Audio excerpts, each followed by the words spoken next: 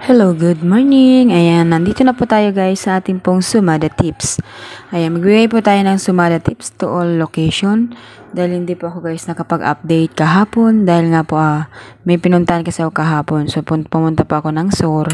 Kaya hindi po ako nakapag-update at wala akong gawang video. So wala akong nagawang mga sumada. So ngayon pong araw, magbibigay na lang po tayo ng sumada tips.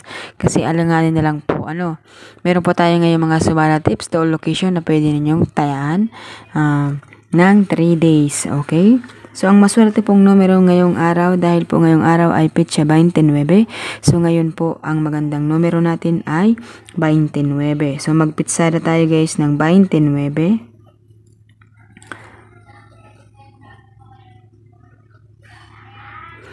16.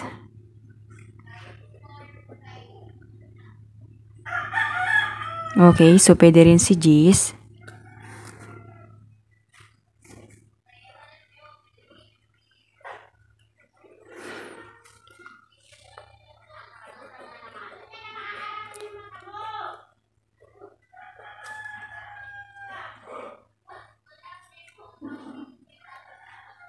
Ayan.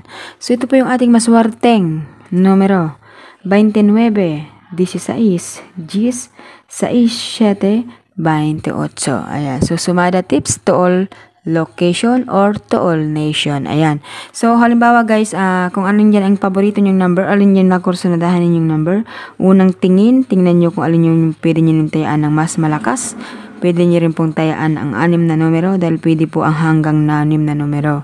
So, kahit saang lugar po yan, kahit man po taga Pampanga kayo or taga Laguna kayo, Camarines Norte kayo, Camarines Sur man kayo, basta't yan po ang ating lucky numbers for today. Ayan, so yan lamang po ang ating tips. So, sa 2D luto pala guys, magbigay po tayo ng 7, 29.